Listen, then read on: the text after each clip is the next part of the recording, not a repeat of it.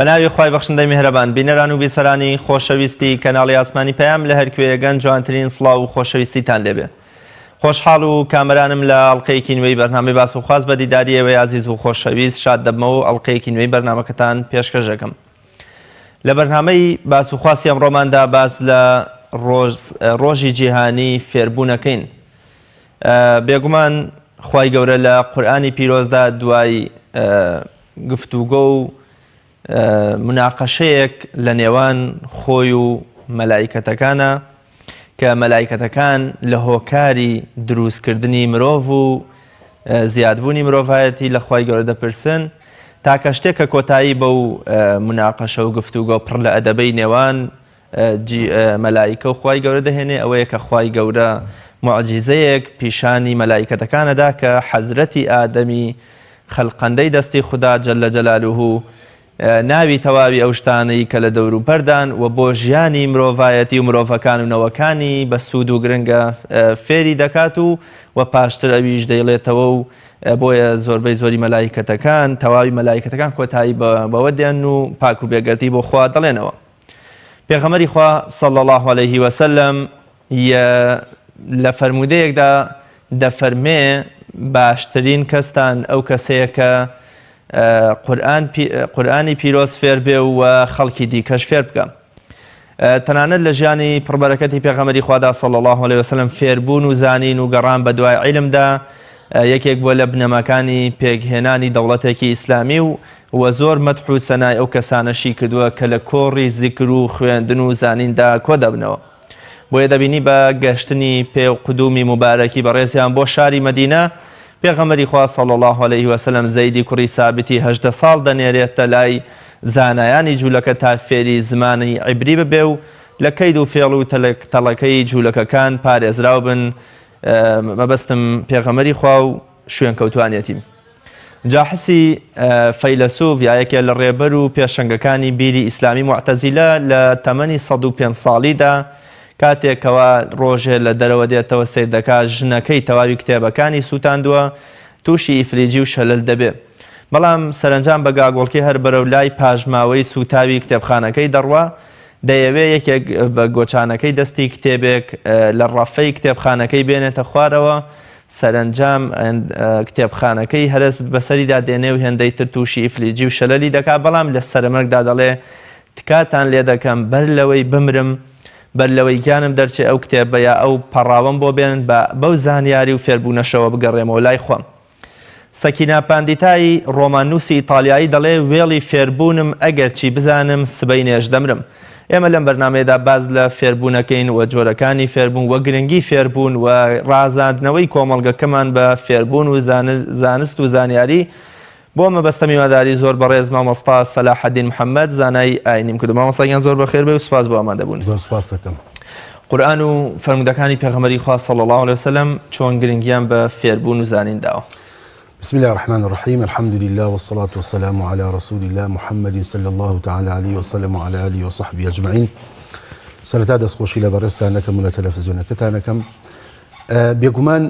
عیلمی کە لەو هۆکارانی کە خوای گەورە لە قورئاندا وەسفی کردووە و بۆ ئێمەی بەیان کردووە کە ئێمە ئەگەر فێری عیلم بینیان هەوڵی عیلم فێربوون بین لای خوای گەورە چ ئەجر و پاداشێکمان هەیە و پێغەمبەری خوا صلی الله تعالى عليه وسلم لە چەندین فەرموودەدا ئاماژە بۆی فەرمووە و لەگەڵ ئەوەشدا زانایان ئەمەیان بۆ ئێمە ڕوون کردوتەوە کە فێربوونی زانستی شەرعی و فێربوونی عیلمی بەسوود بێگومان ئەجر و پاداشێکی زۆر گەوری هەیە. ئەگەر ئێمە سیر بکەین لە کەسێکەوە زانست فێربووە یان عیلمی هەبێت تەنانەت ئەگەر کەسێکی بێدینیان بێبڕوا لە دنیادا عیلمێکی بەخشی بێ بەناو خەڵکیدا سوودێکی هەبوو بێ بەناو خەڵکیدا خوای گەورە ئەجر و پاداشی پێبەخشیوە لە دنیادا. مادەم کەسێکی بێبڕوایەوە بۆ شوێ مردووە خوای گەورە بێ ئەجری نەکردووە. ئەوە تا ئێمە چەندەها خەڵکە بینی کە ئیسا مردون و شتێکیان دروست کردووە کە سوود بەخشە بۆ مرۆڤایەتی ئێمەڵین دەستی خۆش بێت ئێمەڵین سوپاسی ئەکەین ئەمجا هەروەها نۆبڵیان پێ ئەدرێت ڕێزلێنانیان پێ ئەبەخشێت. خوای گەورە هەر بێبەشی نەکردووە ئەم کەسە ئەگەر چی کەسێکی بێبڕواش بێت لە دنیادا ئەجر پاداشی پێبەخشیوە. ئێمە بینەوە بۆ موسڵمان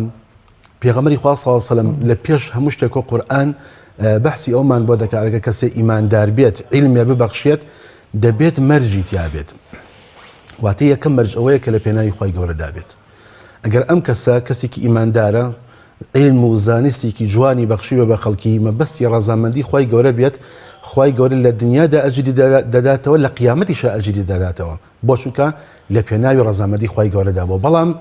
بە پێچەوانەوە با کەسێکی ئیمانداریش بێت با موسڵمانیش بێت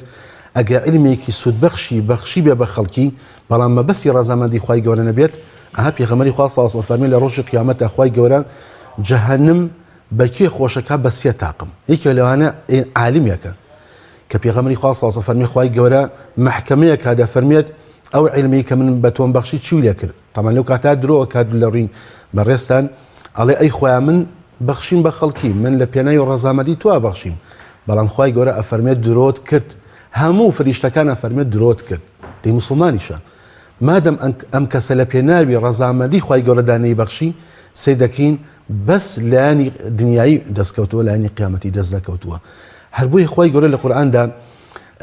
ئەومان پێدا فەرمێ قل هل يستوي الذين يعلمون والذين لا يعلمون ئایا ئەی خەڵکی ناوەکو علامەتێکی ئیستیفهامی بە ئێمە کە ئایا ئەو کەسەی کە شارەزایە و زانستی پێ و عیلمی پێ لەگەڵ کەسێکە کە نەشارەزاوکو یەکوایە نە بێگومان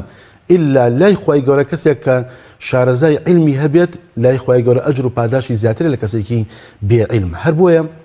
زانان دەفەرمون ئەفەرمون یەکێلانی ئیمامی شافعی ئەفەرمێت لە دوای فەریزەکان لە دوای واجبەکان کە خی گەورە لەسەر ئێمەی واجب کوڕە عیلمە کەوابێ ئەگەر کەسێک بێوێ فێری زانستی شەرعی بێت بێ خی گەورە ئەجر و پاداشی بداتەوە لە دوای زانستەکان ئەفەرمە با فێری علم بێت با فێری زانستی شەرعی بێت بۆیە پێغەمبەری خوا صلی الله علیه و فەرمێت کاتێک کە ئینسان ئەمرێت چ شتێکی لە دوای بەجێ ئەمێنێت ئەفەرمێ ئینقەطع عەمەلوه تاو کۆتایی پێ هاو کردەوەکانی ئەوەی کە خۆی ئەیکا کۆتایی پێ هاو بەڵام لە سێ ڕێگەوە بەردەوامە ئەم ئەجر و پاداشە یەکی لەوانە ئەوەیە علمێکە ينتفع به ئەوەیە کە بەڵاوی کردبێتەوە لە پێش خۆیەوە زانستێکی شەرعیە علمێکی باشە لە پێناوی ڕەزامەندی خی گەورەدا بەخشی بێتی بە خەڵکی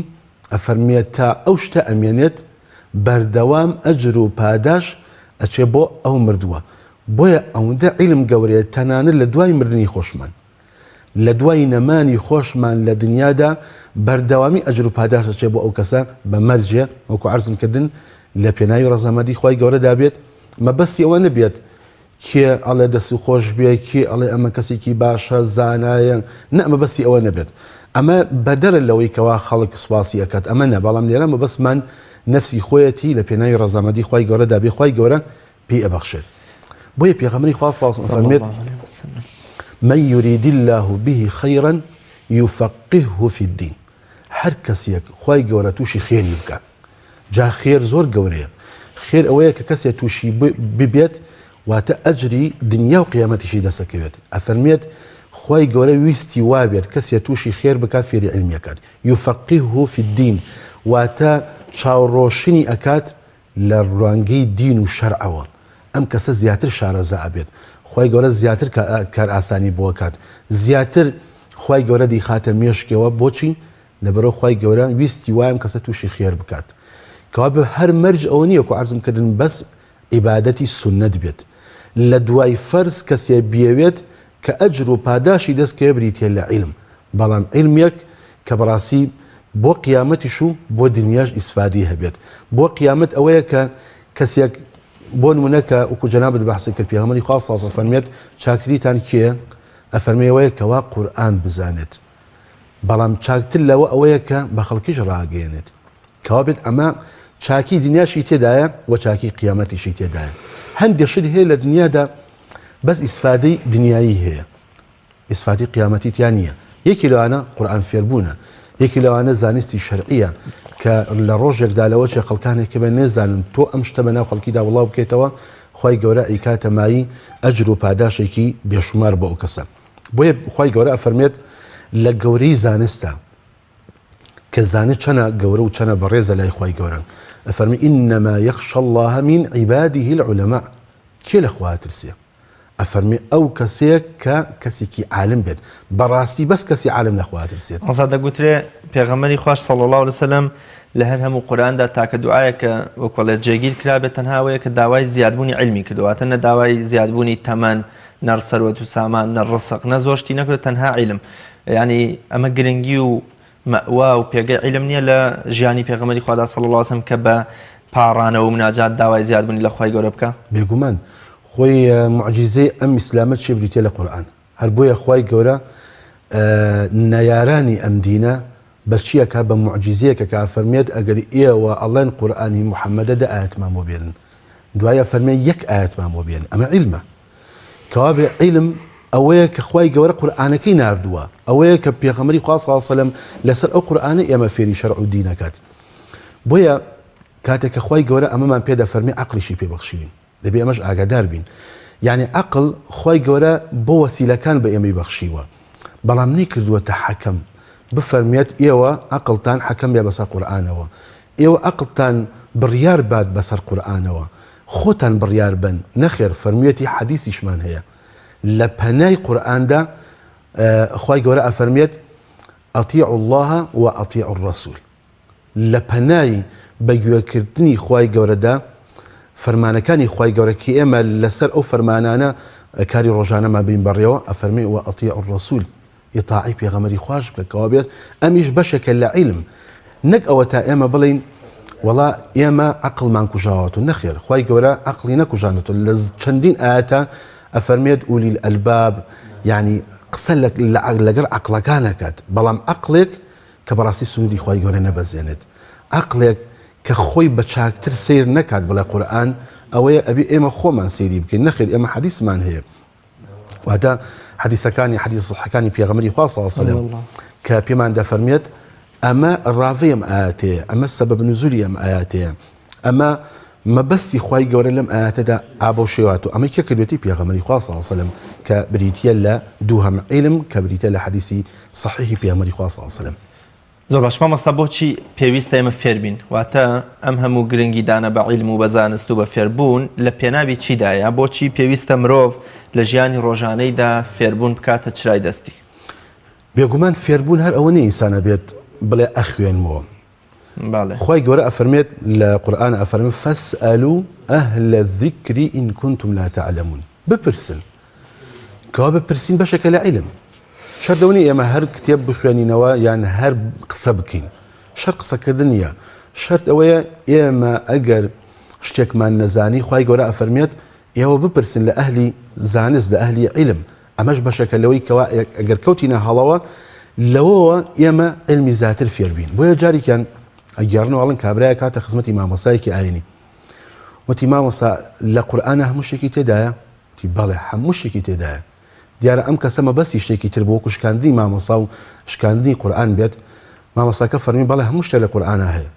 دەیوتی دەی باشە من کەسێکم لە نانەوا ئیشەکەم لە کیلۆیەک ئاردا چەند گونکی تایە وتی زۆر چاکە وتی ئەمەی تیاوتی بەڵێ ئەوەی تایە دەی فەرمووتی پێم بڵێ تی بڕۆ فڵان کەسی ئەوەی کە نانەوا گونکەکان ئەکات بڕۆ ئەو کەسەمەوە بێنە پێنجاوی عیلاقە چیە بەسەرەوە تی تۆ ئەوم بۆ بێنە ئەڵێ کە هاوتی فڵانە کەس لە کیلۆیە ئاردا چەند گونکی تایە فەرمی وتی مامۆسا ئەوەندە گونکی تایە کابراوتی جاوە عیلاقە چیە بەسەرەوە فەرمی خوای گەورە فەرمی فەسئەلوا ئەهلە الذیکر ئین کونتم لا تعلمون ئەگەر ئێوە شتێکتان نەزانی لەو کەسە بپرسن کە شارەزایە لە ئێوە ئێمەش خوای گەورە نیشاندەری پێداوین کەوا بێ بەڵێ تەنانەت ئەوەشی تایە ئەگەر ئێمە شتێکمان نەزانی لە کەسی شارەزا بپرسین لە کەسی عالم بپرسین چونکە هۆکارێکە بۆی کەوا ئێمە لەو شتە شارەزا بین نەک بکەوینە هەڵەوە چونکە دانا ئەوەیە کە بپرسێت نەک دانا ئەوەیە کە بە عەقڵی خۆی بڕوا چونکە شەرنی هەموو کاتەکان عەقڵ بی پێکێت ژیانی خۆی بدۆزێتەوە بەڵکو جاری وایە بێگومان خۆی گەورە کە ئێمەی دروست کردووە فەرمێتی خێزان دروستکەن نەی فەرموو بە تەنها بن کەوا بێم دوو عەقڵە ئەم دوو عەقڵە ئەگەر ئەویان هەڵەی کرد ئەمی تر ڕاستی کاتەوە ئەوی تر هەڵەی کرد ئەوی تر ڕاستی کاتەوە بۆیە فەرمێتی پێغەمبەری خوا صلی الله علیه و سلم فەرمی عەلەیکم بالجەماعە ئێوە لەگەڵ کۆمەڵ و جەماعەت هابن ئەمە بریتە لە عەقڵ و لە عیلم ئێمە هەر یەکەیەکمان سوور لە یەکتری ئەبینین لەوەی کە عەقڵێک زیاتر بێت کاتێکەوە بپرسین من ئەو شتم نایزانم بەهۆی ئەوە ئەیزانم حتا ئەڵێن ئەگەڕنەوە ئەڵێن ئیمامی شافعی ڕەحمەتی خوای گەورەی لەسەر بێن ئەفەرمێن نی ئەزانی دوو لە ڕووی بەڕێستان سەگ بەچی بلوغا بێت ئەوە لەوە چێ زۆر بەمان بیستی بێتمان ئەڵێ چوو بپرسێ لە یەکێکە شارەزا بێت چوو پرسی لە شوانێک وتی شوانەکە سەگ کە بلوغ بوو ینی کەوتە ئەوەی کە نیشانەکانی چین بالەبوو نیشانەکە چییە؟ ئەویش وتی قوربان وەڵا ئەوەیە کاتێک کە میزەکە قاچ بەرزەکاتەوە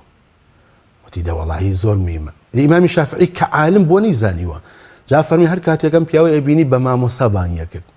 ئەو پرسیارە هۆکارێ بۆی کەوە ئەم پیاوە ئیمامی شافعی ڕێز لەم پیاوە گرێ بەهۆی ئەو پرسیارەوە کە نەیزانیوە بۆی ئەو عیلمەوەکەوە بۆی ئەوە فێر بووە شەرنی ئێمە بڵین هەموو کاتی ئێمە شارەزاین با لەو پەڕی عالمیشیا بێت شەرت ئەوەیە ئێمە بپرسین و بزانین کامە چاکە و کامە هەڵەیە حتا زانایان بە هیچ کاتێک خۆیان مەغڕور نەکردووە بڵێن مادەم ئێمە شارەزانی ئیتر کەس ناتوانێت ئێمە پرسیار لە خەڵکی بکەین نە ئەوانش پرسیاریان لە خەڵکی کردووە کاتێکەوە شتێکیان نەزانیوە پرسیاریان لە کەسێکی بەسیتیش کردووە هۆکار بۆی کەوە ئەمیش زیاتر عیلمەکە فێر بێت و بیزانێت لەوەی کەوە نەیزانیوە زۆر باش مامۆستا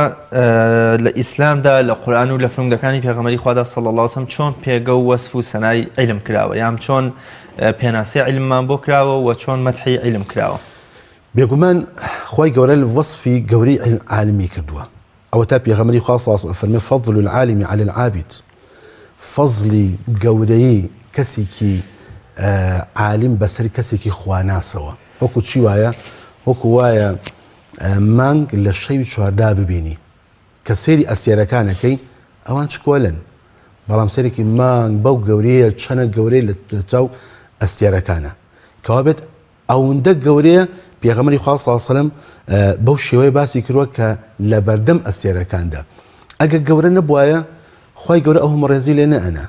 ئەگە گەورە نەبوایە خوای گەورە ئەو حورمەتی لێ نەئەگرت حتا پێغەمبەری خوا صلی الله علیه و سلم فەرمێت کەسی عالم کاتێک کە عیلم بەناو خەڵکیدا پەخشەکات ئەفەرمێت حوتەکان ماسیەکان مێرولەکان لەناو کوونەکانی خۆیان لەناو شارەکانی خۆیانە لەناو بەحرەکانە دوعای خێر معلمی الخەیر دوعای خێران بۆکەن ینی ئەوانی کەوا حەیوان و بێزوبانیشن پێغەمبەری خوا صلی الله علیه و سلم فەرمێت دوعای خێر بۆ ئەو کەسانە ئەکەن کەوا بێمە گەورەیە ئەمە گەورەیە بۆ کەسێک کە خوای گەورە ئەم ڕێزەی لێ نابێت تەنانەت ئێمە ئەومان بیستووە کەسێکی عالم لەگەڵ کەسێکی عابیدە چه فەرقێکی هەیە لای خوا کەمان گەورەترە بێگومان کەسە عالمەکە بۆچی نمونەیەک هێنێتەوە پێغەمبەری خوا صلی الله علیه و سلم کە لە بەنی ئیسرائیل یا کابراکەی کە هەمومان بیستومانە 99 نەفەرەکەی کوشت ئەڵێ کاتێک کە ئەم پیاوە هەوەشی هاتەوەتی حەزەکەم پەشیمان بوومەوە لەو هەموو گوناهی کەوا کردمە چوو بۆ لای کەسێکی خواناس ئەم کەسە خواناس بوو عالم نەبوو وتی قوربان وەڵاهی حەزەکەم پەشیمان بوومەوە وتی چی کردوتی ڕاست 99 نەفەرم کوشتووە تی جاوە حرخوالی خۆش نابێت وەڵا برا تۆ هەر جەهەنەمیت جا کەوای لێ هاوت وەڵا تۆشە کوژن بابێ بەساڵتەکە ئەم پیاوە هەر وازی نییە ناوتی هەر ئەمێ پەشیمان بمەوە چیان پێوتیان کەسێکی عالم واتە کەسێکی عالمی خواناس پیاوی یەکەم بەس خواناس بوو عالم نەبوو بەس پیاوی دووهەم عالمیش بوو و خواناسیش بوو کاتێک کە چوو بەلایوتی وەڵا قوربان من 100 نەفەرم کوشتووە کابرا عالمەکە چی فەرموو فەرمی تۆ هەر خوای گەورە لێ خۆشە بێت دێ ئەم پیاوە هۆکار بوو بەهۆی عیلمەکەیەوە ئەم کەسە هیدایەت بدات خوای گەورە هیدایەتی بدات و ئەم کەسە بکاتە ڕێنمونیکاری بۆ هیچ بۆ هۆی عیلمەکەیەوە بوو حتا یەکی لەوانە یەکێ لە زانایان شێخ عەبدولقادر گەیلانی وابزانم ئەبێت کاتێک کە بەیانی ئەچێ بۆ نوێژ لەو کاتە ڕۆشناییە کە بینێت ئەڵێ ئەی عەبدولقادر ئیتر تەواو نوێژ مەکە خوا لە تۆ خۆش بووە ئەویش بیرە کاتۆ باشە خۆ سەحابە و پێغەمبەری خوا صلی الله علیه و سلم خوا هەنەبوونە تا وەفاتیان کرد نوێژیان کرد وتی تۆ چی وتی وەڵام من خوای تۆم تی دەوەڵا تۆ ڕاز ناکەی تۆ خوانی تی ئەیمە کیە وتی تۆ شەیتانی تی بەچیا زانیت تی بەوا زانیم پێغەمبەری خوا صلی الله علیه و سلم هەموو سەحابە هەموو زانایان هەتا وەفاتیان کرد نوێژیان کرد من چیم من هیچ شتێک نیم دەوتی ئەی عەبدولقادر بۆهۆی ئەمەوە کە تۆ عیلمەکەی تۆ گەڕاندیەوە بۆهی زانا عیلمەکەیەوە بوو نەک بۆهی دینداریەکەیەوە بۆهی عیلمەکەیەوە بوو ئەم کەسە شارەزا بوو زانی کە ئەمە خوانیە بەڵکو شەیتانە لە پێش تۆ هەفتە و ئەوەندەی کەسی خواناس مەنەقڵەتانوە بۆهی چیوە بوو بۆهی نازانستیەکەیەوە بوو بۆی بەڕاستی خوای گەورە کاتێک کە بەحسی کەسی عالممان بۆ ئەکات بە گەورەی و بە وەسف بەحسمان بۆ ئەکات کە خوای گەورە ئەفەرمێت يعني بيغمري خاصة أفرمي إنما العلماء هم ورثة الأنبياء. أفرميت براسي زانايان میراتگرانی پێغەمبەرانن. میراتگرانی پێغەمبەران کێن؟ واتە ئەگەر کەسێک بمرێت لە کەسێکی دەوڵەمەند چی لە دوای خۆی بەجێمێنێت؟ سەرەوت و سامانەکەیەتی. بەڵام زانایان و پێغەمبەران عیلمەکان بەجێهێشتووە. بۆ یان جارێکیان ئەبوو هورەیرە ڕەزا ڕەحمەتی خوای لێبێت ئەفەرمی ئەچێ بەناو سەحابە کاتێک کە پێغەمبەری خوا سەڵڵاهو عەلەیهی وفاتی کردووە. ئەفەرمێن بڕۆن بۆ مزگەوت میراتەکەی پێغەمبەری خوا سەڵڵاهو عەلەیهی وسەلەم دابەشەکرێ. ئەڵێ سەحابە ڕۆشتن حەزیان کرد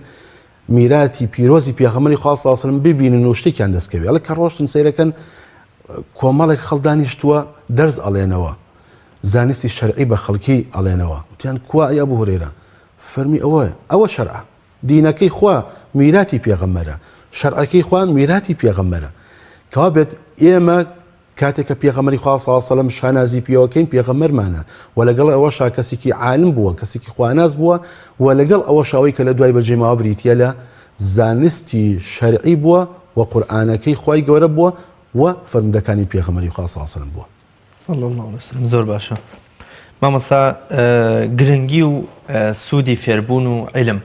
بۆ کۆمەڵگا، بۆ خێزان، بۆ تاک، بۆ بەرەو پێشبردن کۆمەڵگەوە، بۆ ئاشتی سەقامگیری و ئەو شتانە تا چەند گرنگە؟ عیلم چۆن دەتوانێت کۆمەڵگەیەکی پڕ لە داد و پڕ لە خۆشەویستی و پێکەوەژیامان بۆ بنیاد بنێ؟ بەڵێ. جارە لە کۆمەڵگادا پێویستمان بە کەسانێکی زانا هەیە. بەڵێ. زانایە کە بە حکمەتەوە کار بکەن. خوای گەورە فەرمێت ادعو إلى سبيل ربك بالحكمة. یەکەم شت دەفەرمێ حکمەتە. کەوا بێت زانست بەخشین هەر ئەوە نییە تۆ شتێک کرد پێ بێت و بیڵیتەوە. بۆیە کاتێکەوە ئینسان قسەیەکا لەگەڵ خەڵک و تویانە كلم الناس على قدر عقولهم. شەرت نییە تۆ ئەوەی کە پێتە بە هەموو کەسێکی بڵێ، تۆی بە قەدەر عەقڵی ئەو کەسە لەگەڵ یا قسە بکەی. ئەم کەسە ئەوەی پێویستە کە ئەوەندە شارەزا بێت و لانەدا، نەک تووشی گومڕایی و یان تووشی سەرلێشەوان بێت. کەوا بێت لە کۆمەڵگادا پێویست دەکات خەڵکانێک کە هەبن ڕێنیشاندەری خەڵکی تر بن و خەڵکی فێر بکەن لە زەلالەت و گومڕایی. بەداخەوە ئیستەوایی لێ هاتووە ئەوەندە خەڵکانێکی چاک پێیا ئەبن بۆی کەوا خەڵکی بەرەو چاکە و چاکەخوازی بەرن، مامۆستایانێکی تر دروست بووە کە بریتە لە ڕێنیشاندەری خراپەکاری، حل لە دراماوە، حل لە گۆرانیەوە، حل لە هەر شتێکی ترەوە. ئەمە هۆکارێکن بۆ ئەوی کە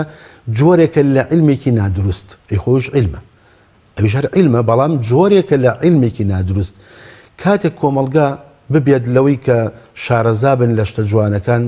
و عیلم و زانستیان فێر بێت، بەڕاستی کۆمەڵگایەکی تەندروست ئەبێت، کۆمەڵگایەکی بە ئاگا ئەبێت. سەرەکەین ئەوانەی ئەو وڵاتانی کە عیلمیان هەیە یان شت فێر بوون لە دنیای خۆیان تێگەشتون کەمتر ئەخڵەتێن، کەمتر خەڵکی تر بەسەرە نازاڵە بێت. بەڵام لەو کۆمەڵگانی کە فەقیرن کە کەم دەستن ئیتر ئایا وان لێکرا بێت یان هەر خۆیان وابن، زووتر خەڵک بەسەرە نازاڵە بێن، زیاتر کۆمەڵگاکە تەدمیر ئەبێت. بۆیە هەچ کۆمەڵگایەک عیلمی زیاتری تێدا هەبوو بێگومان ئەو کۆمەڵگای بەرەو پێشەڕوات. بێگومان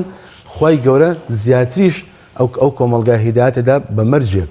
ئەو کۆمەڵگایە عیلمێکی باشیان پێبێت و خەڵکانێکی باشیان پێبێت. بۆیە لێرەدا کاتێک کە پێغەمبەری خوا صلی الله عەلەیهی وسەلەم ئەفەرمێت کەسی عالم بریتە لە چی؟ ئەفەرمێت کاتێک کە بەڕێگا ئەڕوات خوای گەورە فریشتەی بە ڕەحمەتی بەدانراوە کە باڵەکانی ڕائەکێشە بەسەریا بڕوات. دیارە ئەوەی خوای گەورە خۆی ئەزانێت ئایا چۆن چۆنیە. کەوا بێ بەهۆی چووەیە؟ بەهۆی ئەوەیە کە کۆمەڵگە بەرەو چاکە ئەبات و کۆمەڵگا فێری زانست دەکات، خوای گەورە ئەو ڕێزەی لێ ئەنێت کاتێک کە خوای گەورە بێوێ ئەم کەسە تووشی خێر بکات. زۆر باشە مامۆستا، لە ئێستادا خەڵکێکی زۆر گەنج و لاوەکان ڕوویان کردۆتە کتێب خوێندنەوە بۆتە بەشێک لە ژیان و مۆڵک و سیمای بەشێک لە هاوڵاتیانی کوردستان و خەڵک. ئەمەش دەتوانین بڵین فێربوونە و گەڕانە بە دوای عیلم و پڕکردنەوەی کاتەکانمانە بەشتی بە بایەخ و بەسوود. شەرنی هەر کەسێک مەکتەبەی هەبێ معناوی عالیمیش بێت، بەڵگە نییە لەسەر ئەوە. بەڵگە لەسەر ئەوەی کە لەوانە کە ئێمە بڵین لە سلێمانیە دادانیشین بێگومان شارەکانی تری جوایە، شاری ڕۆشنبیریە. کاتێک کەسێک بێوێ فێری عیلم بێت، یەکەم شت دەبێ بە دوای کتێبا بگەڕێت. زانان وتویانە کتێبخانە ینی مەکتەبە پەرتوخانە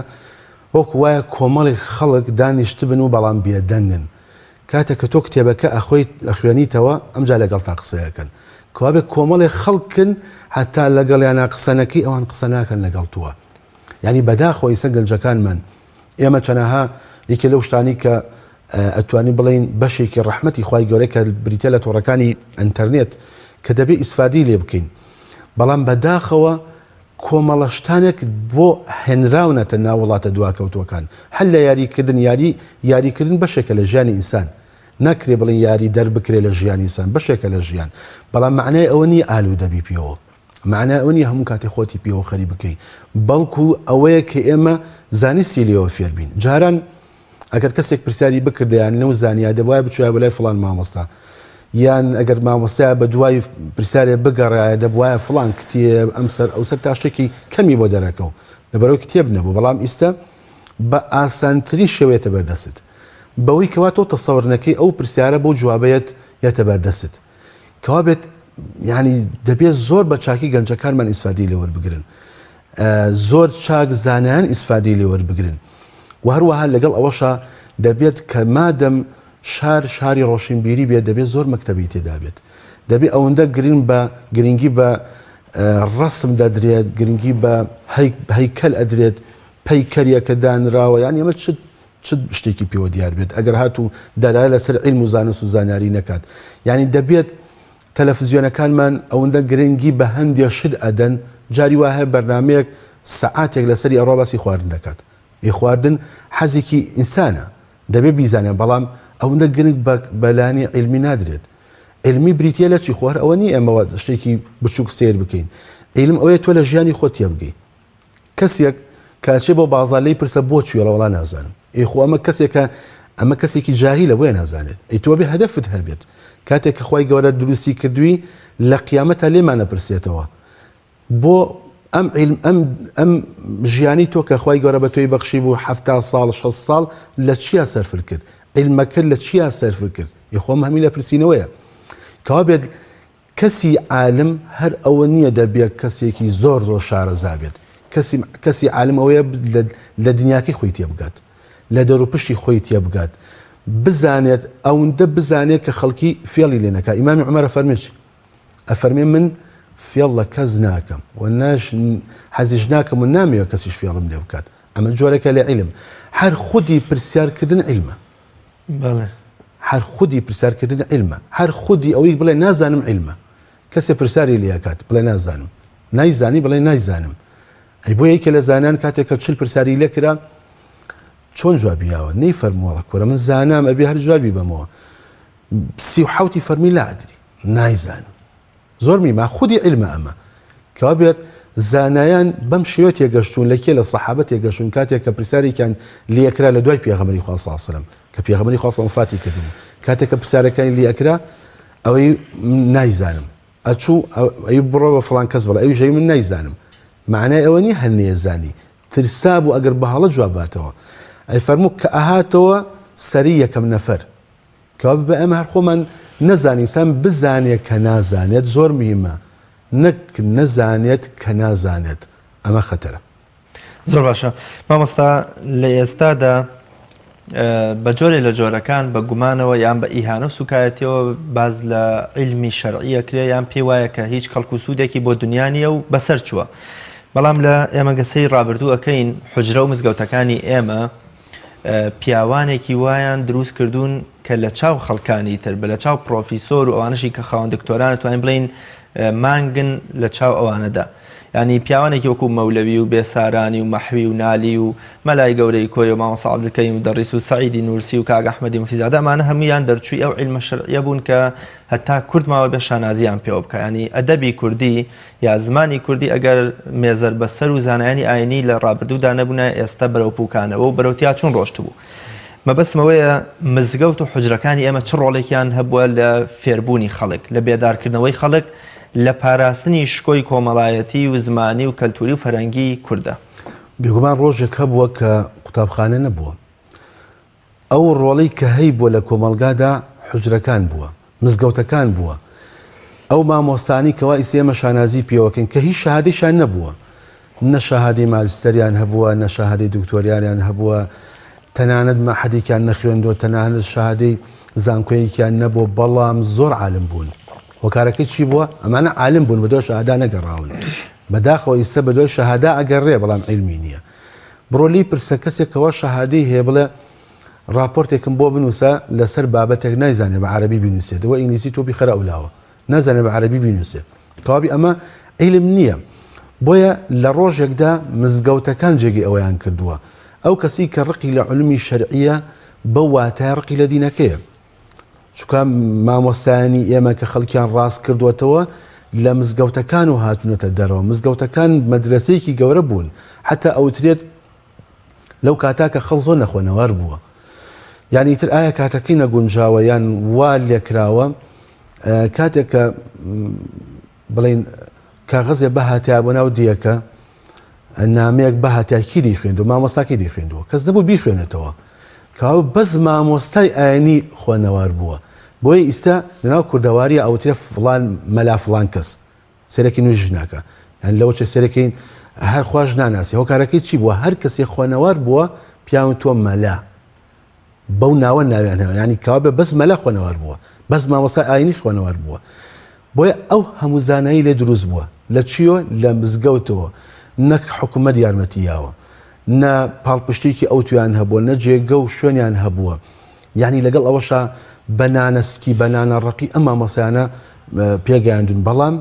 کەسانێک بوون بۆ خوا سڵحا بوون، لە پێناوی خوای گەورەدا ئەمایان کردوگینە. هەر کەسێک هیچ کەسێک حەز ناکا بچێتە ژوورێکی تەق و ڕقەوە حەچێکی تیانە بێت، خواردنەکانیان نانە ڕقەیە بێت، لە گەشتێکی زۆر بەسیتا بێت، ترسی هەبێت، سەرمای بێت، هی لەگەڵ ئەوەشا بەسەوەی عیلمێک فێر بێت. ئەم مامۆستایانە وا فێر بوون، بەڵام ئیستا ئێمە شانازیان پێوەکەین. ئیستا ئێمە ماڵین فڵان مامۆستا، بەڵام ئیستا خەڵک هەیە شەهادی بەرزیشی هەیە، پرۆفیسۆریشە، بەڵام بۆ دەنگدانەوەی نییە. هۆکارەکەی ئەوە بووە لەگەڵ ئەوەشتا ئەم پێشکەوتنانی ئیسەش نەبووە بە هیچ شێوەیەک. کوان پێشکەوتنانە هەبووە، دابن لەگەڵ ئەوەشە خەڵکانێکی عالم و زانست و گەورە دروست بوون. هۆکار چیە بەڕێزان؟ مامۆستای بەڕێز، هۆکارەکەی ئەو بووە بەڕاستی ئەم کەسانە خۆیان یەکلایی کردوەوە بۆ خوای گەورە. یعنی کاتێکەوە من حەزم لە شتێک بێت هەوڵی بۆ ئەدەم، حەزم لە نەبی هەوڵی بۆ نادەم بە هیچ شێوەیە. ئەوان یەکەم حەزیان هەبووە و دووهەمیش خۆیان یەکلایی کردوێتەوە و سێهەمیش نیەتیان پاک بووە. بۆیە کاتێک کە چوونەتە دیەکەوە کە قسەیان کردووە بۆ خەڵکی گوێی بۆ گرتوون، تا ئیستەش مامۆستای ئاینی یەکەم جیلن، یەکەم خەڵکانێکی کە خەڵکی گوێیان بۆگرێ. بێگومان تا ئیستەش مامۆستای ئاینی هۆکارەکەی چی بۆ؟ چونکە سەریان بۆ دەسەڵات و حکوومەت و دەوڵەمەند و ئەم شتانە نەوی نەکردووە. تا ئیستەش مامۆستای ئاینی ئەچێتە هەر مەجلیسێکەوە، هەر ئاستێکدا بنیشە دەبێ ئەو قسە بکات، ئەبێ ئەو لە پێشەوە بڕات. خۆ هەر ئەو کەسە هەر ئینسانێک و مرۆڤێکە وەکو ئەوانی تر وایە. هۆکارەکە چیە؟ بۆ هی عیلمەکەیەوە بووە، بۆی زانستەکەیەوە بووە، کەوا بێت عیلم و زانستی شەرعی ئەوەیە خوای گەورە ڕێزی لێ ئەنێت. بۆیە خوای گەورە فەرمێت ئێوە فێری عیلم و زانست بن، بۆیە پێغەمبەری خوا سەڵ فەرمێت ئێوە بە دوای عیلما بگەڕن. بۆیە زانان ئەفەرمون ئەگەر چویتە مەجلیسێکەوە باسی عیلمی تێدا بوو، ئەوە گەورەترە تا سونەتێ بکەیت، تا سونەتێ بکەیت. بچلوێ دانیشم علمێکی ئیمامی شافعی فێربوونی زانستم لە نوێژی سونەت بەلاوە باشترە. بێگومان قسەیەکی معقولە، بۆ چووکە ئەم عیلمە شەرعیە عیلم فێرەبی. جاڵن جاریکان دوو براچن خۆیان یەکلایی یەکەنەوە تاوکو بۆ خوا خۆیان یەکلایی بکەنەوە. یەکیان ئەڵێ منە چم عیلم فێرە بم، عیلمی زانستی شەرعی. ئەویش ئەڵێ وەڵامی خوا ناسی یەکەم. ئەڵێ چەند ساڵێکیان پێچێت یەکتری ئەبینن، ئەڵێن چاک و چۆنی لەگەڵ یەکتریاکەن. سێرەکە برایەکیان چاوێکی داپۆشیەوە بە لەفا بەپەڕۆ. ئەڵێ براکەم تۆ چی فێر بووی؟ وەڵام من فێری عیلم بووم، فێری عیلمی زانستی شەرعی. ئەویش فەرمی ئەی تۆ چی فێر بووی؟ وەڵام منیش کەسێکی لە خواترسم،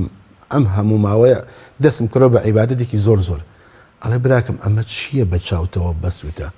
ئەڵێ وەڵای ڕۆژێکیان ئەوە ڕۆژم سەیری ئافرەتێکم کرد بەم چاوهیان، بۆیە وەکو عقوبەیە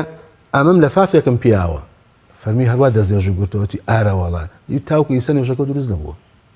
هۆکارەکە چی بووە؟ بەبێ عیلم ئەمەی کردووە. کەوا بێ عیلم زانان ئەفەرمون عیلم بریتێ لە چی لەگەڵ پارە فەرقی هەیە فەرقەکەی چییە پارە کەمەکات ئیسە تۆ پارۆ پێ بەخشە کەمەکات ئەی عیلم زۆرە بێت خی گەورە پارەی بەخشیوە بە کافر و بە مسلمانیش لە دنیا بەڵام عیلم بەس بە مسلمانە بە کەسی تر نییە خی گەورە عیلم نابەخشێ بە کەسێک کە سوود ببەخشێ بە کەسی بە خەڵکی کە کەسێکی لادەر بێت کە کەسێکی منحریف بێت بۆیە فەرمیەتی بە کەسی عالم کە مسلمان بێت بۆیە کەسی خەڵکی وامان هەیە زۆر شارەزایە زۆر عیلمی هەیە بەڵام مادەم کەسێک کە بۆ خوانیە هیچ ئیسفادێکی پێ ناگەێنێ کتێبیشی هەوی ئیسفادێکی بە خەڵکی نەگەیاندووە بەڵام سەرێکی ئیمامی نەوەوی کاتێکا چێ بۆ حەج ئەسکاری ئیمامی نەوەوی هەمومان بینیمانە ئەم پیاوە بەڕێزە لە کوێیان نووسیەوە لە ڕێگان نووسیەوە هەر بە ڕێگە بەسەر ئەسپەکەیەوە ئەسکاری ئیمامی نەوەوی ئەم کتێبە کە زانان ئەفەرمون پێویستەکە هەموو مامۆستایانی ئاینی هەموو کەسێکی شارەزا ئەم کتێبی لە ماڵا هەبێت لە کوێیان نووسیەوە بەسەر گوێدرێژەکەی نووسیەوە هەتا چوو بۆ حەج بۆچی تەنانەت ئەو ڕێگەشی ئیسفادی هەبوو بووی نەچووە هەروە بڵێ کوڕەقەچێک ئەمە ڕێگەیە ئەڕۆمی یەم و دوایی یەم سەریشتەکە ئەم ڕێگەشی بە کتێبێکی داناوە کە بریتێ لە ئەذکاری ئیمامی نەووی کە زیکرەکانی تێدایە کە ئەو حەدیثانی تێدایە کە پێغەمبەری خوا صلی الله علیه و سلم فێرمانەکەن کە ئێمە لە شەو ڕۆژدا ئەو زیکرانە ئەو یادانە بخوێنین. زۆر باشە مامۆستا لە فەرمودەیەکدا هاتووە کە پێغەمبەری خوا صلی الله علیه و سلم فەرمی ئەو دایک و باوکەی کە ڕۆڵیان هەیە و کارەکەن لە پێناو فێربوونی منداڵەکەیان بە قورئانی پیرۆز و ئەیخەنە بەردەم ڕەوشت و ئەخلاقێکی بەرزەوە لە ڕۆژی قیامەتدا تاجی ڕێز و شکۆ و حورمە دەکرێتە سەریان. مەبەستم وەیە دایک و باوک دەبێت چ ڕۆڵێ بگێڕن لەوەی کە منداڵەکانیان ببنە زانا ببنە فێرخواز ببنە کەسێکی بەسوود بۆ کۆمەڵگەیان ئێمە ناڵێن بە منداڵ بە درێژایی تەمەنی تەنها قورئانی پیرۆز و فەرمودە لەبەرکە بەڵام با لەگەڵ ئەوەشدا بۆ منە فێری هونەر بێ فێری مەلەوانی بێ فێری وەرزشەکانی تر بێ فێری زمان ببێت لە هاویندا و لەگەڵیشیدا قورئانی پیرۆز و فەرمودەکانی پێغەمبەری خوا صلی الله علیه و سلم بۆەوەی مرۆڤێکی زانا و بە ئەخلاقی لێ دەرچێت. دایک و باوک دەبێت چ ڕۆڵێ بگێڕن چ ڕۆڵێکە سەرشانیان لەوەی کە منداڵەکەیان تەنها بە ئایپاد و بە تەلەڤیزیۆن و بە زنجیرە دراماکان و بە ژووری جیا و بە جلوبەرگی ڕازاوە گەورە نەکەن و پەروەردە وەکو دارێکی بۆشیان لێ بە تەنها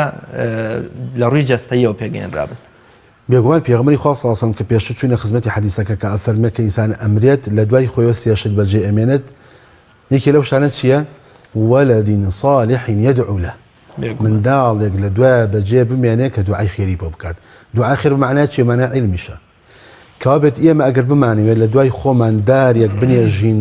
ئەم دارە بەری هەبێت و خەڵکی لێ بخوات بریتێ لە مناڵیش چۆنچۆنی ئەبێت مناڵە بێت لە سەرەتاوە بێت واتە ئەم مناڵە فێری بکەیت و خۆشەویستی حبی عیلمی بخەیتە دڵیەوە شتێک عیلمێک کە خوا پێی رازی بێت یخۆ عیلمی سیحریش عیلمە ساحریش عیلمە کەسێ بێ سیحری فێ بێ عیلمە چەنەها عیلم هەیە کە ناشەرعی و عیلمی شەهر بە عیلمی سێرەکرێت بەڵام دەبێت شتێ بێت کە خوای گەورە پێی رازی بێت ئەگە خوای گەورە پێی رازی نەبێت با عیلمش بێ لە دنیادا خوای گەورە ئەجر و پاداشی ناداتەوە. بۆیە ئەگەر ئێمە بمانەوە وەکو چۆن پێغەمبەری خوا صلی الله علیه و سلم ئەفەرمێت لە ڕۆژی قیامەتە خوای گەورە تاجی ڕزێڕین ئەخاتە سەر باوکو دایکێک کە مناڵەکەی قورئان خوێن بێت کە علومی شەرعی فێر بوو بێت. ئەمە زۆر شەرتە یەکەم شت بەلای ئێمە موسڵمان و ئەمە شەرتە ئەمە گرنگە و لەگەڵ ئەوەشە عیلمی دنیاییشمان هەیە بەڵام ئەم عیلمی دنیاییە دەبێت بیبەسینەوە بە بەلایەنە خواییەکەوە واتە پێغەمبەری خوا صلی الله علیه و سلم فەرمێت ئەگەر کەسێک مەبەستی ئەوە هەبێت عیلمێ فێر بێت بۆ مناقەشەکردن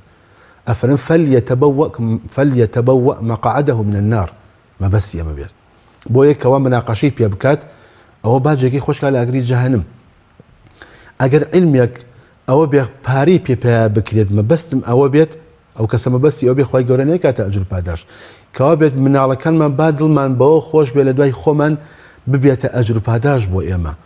با هەوڵی لەگەڵا بدەین چۆن مناڵێکمان ئەگە تووشی نەخۆشیەک بێت چیەکەین ئەچین بۆ لای دکتۆر ئەمە نەخۆشیە نەخۆشی جەستەیی ئەگەر لای دکتۆر چارەسەر نەکرا ئەڵێ لە فڵان وڵات ئەچین پارە سەرفەکەین ساری بۆ فرۆشی خانی بۆ ئەفرۆشی ئەگەر هاتو تووشی لانی ئەخلاقی بوو ئەو چیلەکەی یعنی ئایا بە هەمان شێوایە ئەچید مامۆستایەکی چاکی بۆ بگریت ئەگەر هەموو ماڵەکەشی تیا سەرفکەی بۆی ئەم کەسە ئەم مناڵە لە ڕووی ئەخلاقیەوە لاچێت ئیخۆمەش جۆرێکە لە نەخۆشی دەبێت باوکو دایک بەڕاستی هەندێک خەڵکی دەڵێ دەبێت باوکو دایک و ڕەفیق وابێ وکو هاوڕێ وابێ نەخێر هاوڕێ ئەو دڵسۆزیە نییە. هاوڕێ حەز ناکە هاوڕێکەی تری تووشی خێر بێت، بەڵام باوک و دایک حەزەکە باوک حەزەکە کوڕەکەی لە خۆی پیاوتر بێت،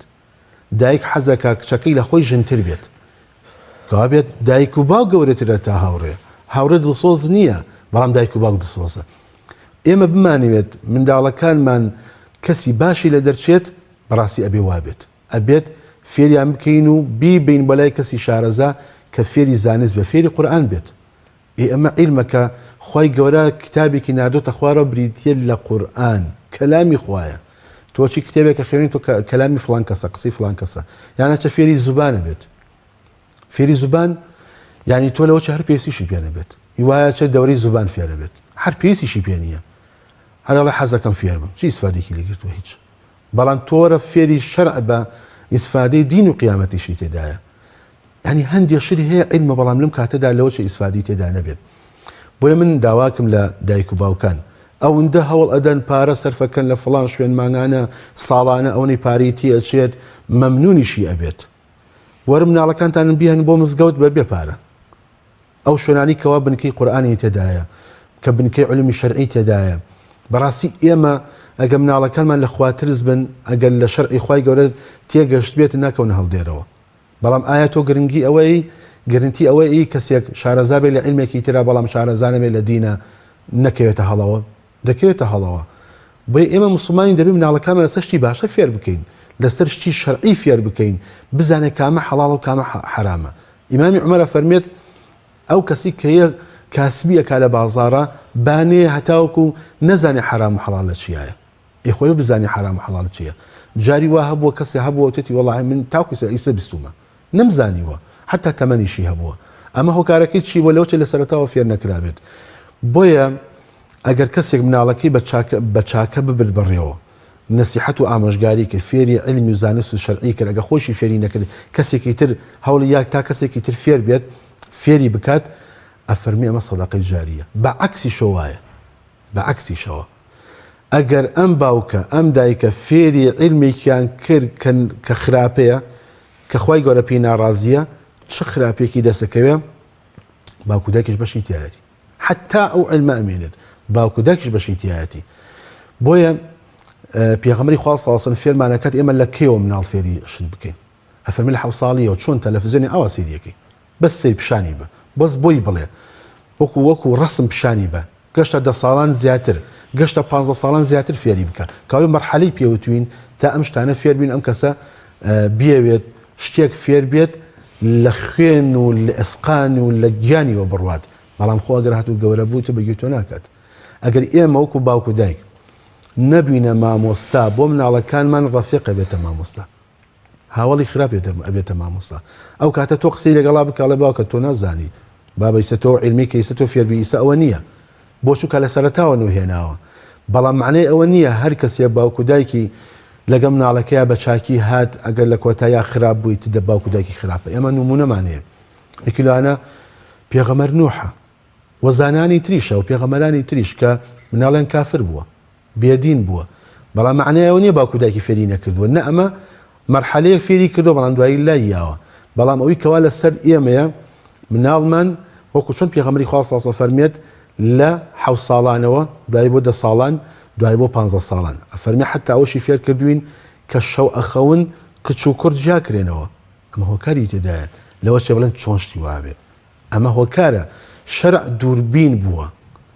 شتی تری خوێندەتەوە فەرمێتی گیان بکەنەوە، فەرمێتی فێریان بکەن. ئەمجا مناڵ هەر ئەوە نییە ئێمە خۆشەویستی بە ئایپادی بۆ بخینە بەردەسی، وەڵای ئەمە خۆشەویستی نییە. سەرێکی ئیسە مناڵەکانمان زۆربەی خەریکە کوێرە بن،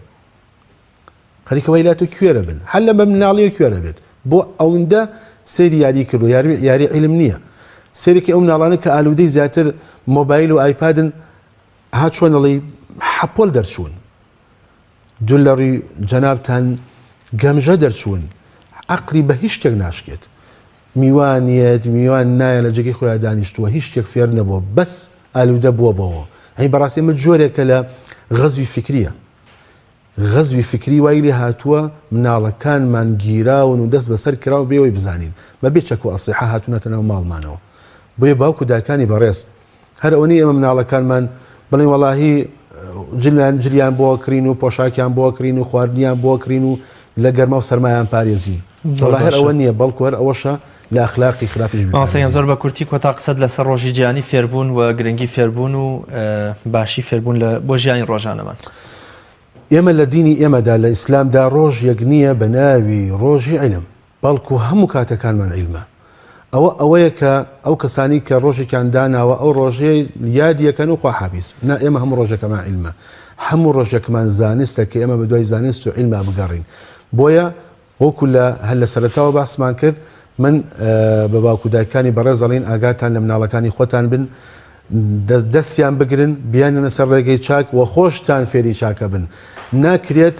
باوکو دایکێ یان باوکیەک بە مناڵەکەی ئامۆژگاری بکات و فێری شتێکی بکات و بەڵام لە خۆیان نەبێت بوون و منە بڵێ کوڕەکەم جگارە مەکێشە خۆی کێشێت بۆیە دەبێت یەکەم شت باوکو دایک چاک بێت ئەو کاتە لەگەڵ مناڵەکەی شیا بە چاکی بڕات بێگومان ئەو ئاوێنەیە کە سێری یەکات خۆی تیابینێتەوە زۆر سپاس دەکەم مامۆستاگیان سپاس بۆ ئامادەبوون بینەرانی بەڕێز و خۆشەویست تا بە یەکگەشتنەوەی تر بەخوای گەورە مێرەبانتانە سپێرم هەر شاد و سەرکەوتوو بن خواتان لەگەڵ